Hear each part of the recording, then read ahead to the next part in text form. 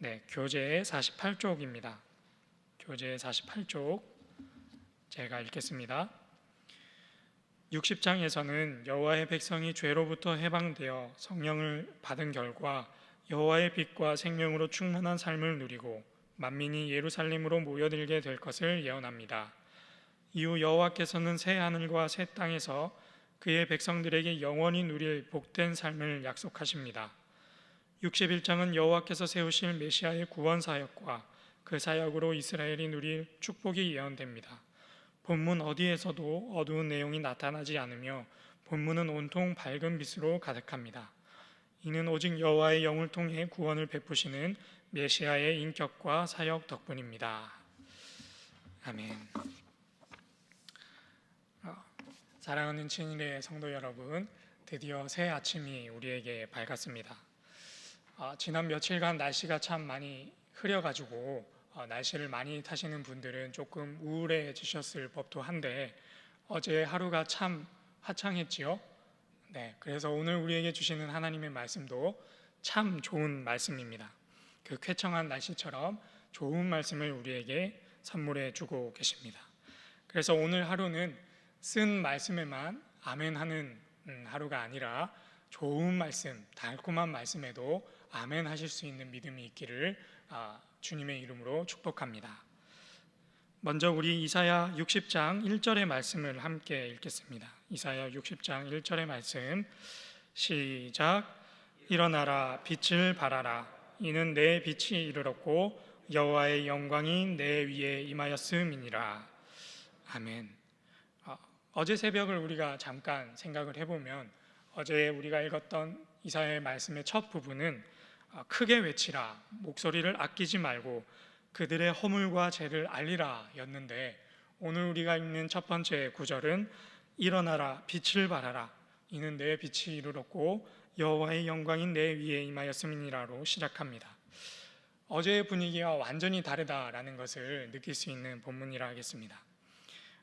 이것을 색깔로 표현하자면 어제는 검은색의 말씀이었다고 한다면 오늘은 반짝반짝 빛나는 하얀색과 같은 말씀이다 라고 하겠습니다. 그리고 오늘 본문은 어제 본문에서 이스라엘 백성들이 자신의 죄를 뉘우치고 회개한 뒤에 주시는 하나님께서 주시는 구원의 아름다운 소식입니다. 우리가 신앙생활을 하다 보면 어디 가서 교회 다닌다는 말을 하기가 참 민망할 때가 있습니다. 뭔가 큰 잘못을 내가 저지른 것도 아닌데 괜히 죄 지은 사람처럼 움츠러들게 되고 쭈뼛쭈뼛하게 될 때가 있습니다. 식당 가서는 밥 먹기 전에 기도할 때 주변에서 누가 내가 기도하는 것을 볼까봐 그냥 눈 뜨고 기도할 때도 있고 손 올리지 않고 손 내려놓고 기도할 때도 있고 그런 경험들을 다들 한 번쯤은 해보시지 않았을까 생각을 합니다. 또 주변에서 교회 이야기를 누군가 하고 있을 때 괜히 나에게 그 이야기가 불똥이 튈까봐 안 다니는 척, 나는 교회 모르는 척하고 앉아있을 때도 있습니다. 그리고 요즘처럼 이사야서와 같은 이런 무서운 말씀들, 우리의 잘못을 질책하는 그 말씀을 우리가 읽고 있을 때면 우리 마음 가운데 죄책감이 더 생겨가지고 시무룩해질 때도 있습니다. 그래서 오늘 우리 함께 기도할 첫 번째 기도 제목은 주여 그리스도인으로서의 자부심을 회복시켜 주옵소서입니다. 주여 그리스도인으로서의 자부심을 회복시켜 주옵소서. 계속해서 우리의 잘못을 질책하시던 하나님께서 오늘 드디어 우리에게 이렇게 말씀하고 계십니다. 일어나라, 빛을 발하라. 그리고 그 뒤 이어서 나오는 60장 3절에는 굉장히 인상적인 표현이 하나가 있습니다. 온 나라들은 너의 빛으로 왕들은 비치는 너의 광명으로 나아오리라 이렇게 말씀하고 계신 것입니다. 3절의 말씀이 왜 인상적인가 하면 보통 우리가 빛이라고 생각을 해봤을 때 빛은 우리 하나님이다, 빛은 우리 예수님이다, 빛은 우리 성령님이다 라고 생각을 할 때가 있는데 오늘 말씀에서는 빛이 예루살렘이고 그 빛이 온 이스라엘이고 그 빛이 더 나아가서 여기에 앉아있는 우리 모두를 가리키고 있다라는 것입니다. 그래서 세상의 모든 사람들이 우리가 비추이는 그 빛을 보고 나아오겠다라고 하나님께서 말씀하고 계신 것이죠. 우리의 모든 길을 인도하시는 하나님만이 빛이신 줄 알았는데 오늘 본문에서는 우리더러 빛이다라고 하나님께서 말씀하고 계신 것입니다. 그래서 우리 사랑하는 신일교회 성도 여러분, 지난 며칠간 참 죄를 고발하는 내용으로 참 힘들고 고생 많으셨는데 이제는 하나님께서 일어나라 빛을 발하라 라고 말씀하고 계시니 그리스도인으로서의 자부심을 우리가 회복할 필요가 있겠습니다. 우리는 다른 누구가 뭐라고 해도 반짝반짝 빛나는 존재들입니다. 하나님께서 우리를 그렇게 만드셨고 우리를 그렇게 부르셨고 그렇게 우리를 쓰시고자 어제 우리의 모든 죄를 도말하시고 우리를 새 예루살렘과 같이 하나님께서 거하시는 시온과 같이 신일교회 성도로서 우리를 부르시고 세워주셨습니다. 그리고 예수님께서 말씀하시길 등불을 켜서 그릇으로 덮거나 평상 아래 두지 않고 등경 위에 세워두신다라고 말씀하셨습니다. 쏟으신 말씀을 절대 주워 담지 않으시는 하나님께서 이 말씀을 통해 쓰러져 있는 우리의 삶을 회복시키시고 다시금 회복시키셔서 높이 들어 온 세상을 밝히 비추게 하는 등경으로 세워주실 줄 믿습니다. 아멘. 우리 두 번째 말씀을 찾아서 읽어보겠습니다. 이사야서 61장 1절에서 2절의 말씀입니다. 이사야서 61장 1절에서 2절의 말씀 함께 읽겠습니다. 시작. 주 여호와의 영이 내게 내리셨으니 이는 여호와께서 내게 기름을 부으사 가난한 자에게 아름다운 소식을 전하게 하려 하심이라. 나를 보내사 마음이 상한 자를 고치며 포로된 자에게 자유를, 갇힌 자에게 노임을 선포하며 여호와의 은혜의 해와 우리 하나님의 보복의 날을 선포하여 모든 슬픈 자를 위로하되. 아멘. 성경을 좀 자주 보시는 사람이라고 한다면 이 말씀이 어디서 나오는 말씀이다, 이 말씀을 누가 하신 말씀이다 라는 것을 눈치채셨을 것입니다. 이 말씀은 예수님께서 공생의 사역을 시작하시면서 많은 사람들 앞에서 선포하셨던 말씀입니다. 오늘 우리는 구약 성경으로서의 이사야서를 읽고 있기 때문에 신약의 일은 잠시 내려놓고 이 말씀이 구약 안에서 어떤 의미를 가지는지 살펴보도록 하겠습니다. 우리가 방금 읽은 본문에서 놓치지 않고 반드시 동그라미 쳐야 할 단어가 하나가 있는데 그것은 바로 여호와의 은혜의 해라는 단어입니다. 여호와의 은혜의 해. 여호와의 은혜의 해, 이 날은 어떤 날을 가리키는 말일까요? 조금 번거롭긴 하지만 우리 성경을 한 번 더 찾아보도록 하겠습니다. 레위기 25장 8절에서 12절까지의 말씀인데요, 구약 성경 185쪽입니다. 구약 성경 185쪽 레위기 25장 8절에서 12절까지의 말씀, 조금 길지만 우리 한 목소리로 한번 읽어보겠습니다. 185쪽 레위기 25장 8절에서 12절까지의 말씀 시작. 너는 7 안식년을 계수할지니 이는 7년이 7번인즉 안식년 7번 동안 곧 49년이라. 7째 달 열흘날은 속죄일이니 너는 뿔라팔 소리를 내되 전국에서 뿔라팔을 크게 불지며 너희는 50년째 해를 거룩하게 하여 그 땅에 있는 모든 주민을 위하여 자유를 공포하라. 이 해는 너희에게 희년이니 너희는 각각 자기의 소유지로 돌아가며 각각 자기의 가족에게로 돌아갈지며 그 50년째 해는 너희의 희년이니 너희는 파종하지 말며 스스로 난 것을 거두지 말며 가꾸지 아니한 포도를 거두지 말라.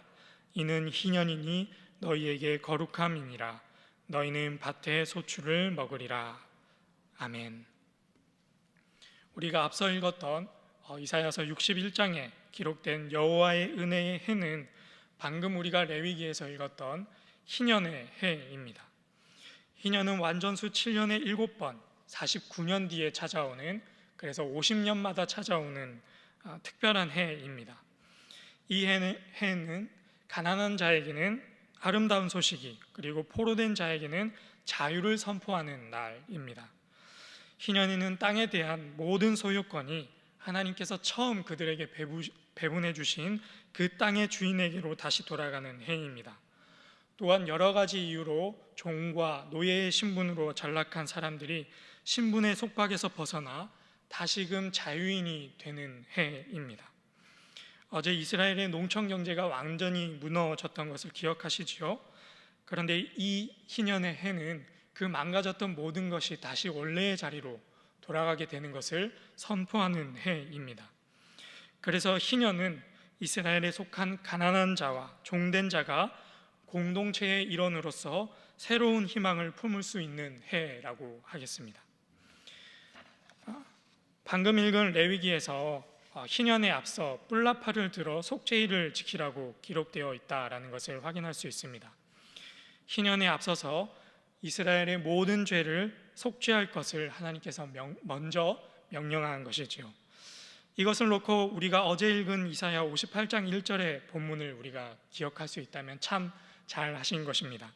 58장 1절에서는 나팔같이 목소리를 높여서 이스라엘의 허물과 죄를 고발하라고 하나님께서 명령하셨는데, 하나님께서 왜 그렇게 목소리를 높여서, 나팔같이 목소리를 높여서 죄를 회개하라라고 하신 이유는 이제 있을 희년을 선포하시기 위함, 그 희년을 준비하시기 위함이었던 것입니다. 이스라엘의 죄를 고발하라고 하신 이유는 어제 말씀드린 것처럼 이스라엘을 심판하시기 위함이 아니라 모든 것을 새롭게 제자리로 돌려놓는, 공동체를 회복시키는 희년에 대한 선포를 미리 준비하기 위함이었던 것입니다. 그러니 어제 우리를 따끔하게 혼내신 하나님의 말씀은 반드시 우리가 삼켜내야 할 영약이라고 하겠습니다. 왜냐하면 모든 것이 새롭게 되는 여호와의 은혜의 해를 맞이하기 위해서이기 때문입니다. 그래서 우리 오늘 함께 기도할 두 번째 기도 제목은 주여 우리 공동체를 새롭게 하여 주옵소서, 주여 우리 공동체를 새롭게 하여 주옵소서입니다. 사랑하는 신일교회 성도 여러분, 우리가 우리의 죄를 자복하고 진정으로 회개하며 주님 앞에 섰을 때 하나님께서 우리 안에 망가진 모든 것들을 원래의 모습으로 돌려주시고 어그러지고 일그러진 그 모든 것들을 다시금 회복시켜 주실 줄 믿습니다. 우리 교회 안에 우리 모두의 삶 가운데 모든 것을 새롭게 하시는 놀라운 여호와의 은혜의 해가 있기를 간절히 소망하고 또한 주님의 이름으로 축복합니다.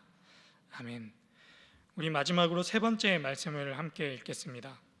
61장 10절의 말씀입니다. 61장 10절의 말씀 우리 한 목소리로 함께 읽겠습니다. 시작. 내가 여호와로 말미암아 크게 기뻐하며 내 영혼이 나의 하나님으로 말미암아 즐거워하리니 이는 그가 구원의 옷을 내게 입히시며 공의의 겉옷을 내게 더하심이 신랑이 사모를 쓰며 신부가 자기 보석으로 단장함 같게 하셨습니다. 아멘. 옷이 날개라는 말이 있습니다. 별것 아닌 것 같은 그런 사람도 좋은 옷을 입으면 반짝반짝 빛난다라는 그런 의미를 가진 말이지요. 이 말과는 조금 다른 예이긴 하지만 제가 신대원 때 잠깐 이야기를 하자고 한다면 신대원 다닐 때 이제 예비군 훈련을 1년에 한 번씩 갈 때가 있었습니다. 그래서 전도사님들 그리고 목사님들이 다 그날만큼은 옷을 다 갈아입고 개구리 군복을 입고 아침에 모여서 버스를 타고 예비군 훈련장으로 갑니다. 아마 저랑 같이 이제 학업 생활을 했던 김재웅 목사님 그리고 임경환 목사님도 저랑 같이 가셨으리라 기억을 하고 있는데요. 1년에 한 번쯤은 우리가 다 그렇게 운동장에 모여서 가는데 참 재밌는 현상이 하나가 있습니다. 무슨 현상이냐고 하면 어제까지는 분명히 전도사였고 목사였는데 이상하게 군복을 입고 나면 사람들이 눈빛이 조금 달라지고 체력이 급격하게 저하가 돼서 만사가 귀찮아지고 하는 그런 모습들을 발견할 수 있었습니다.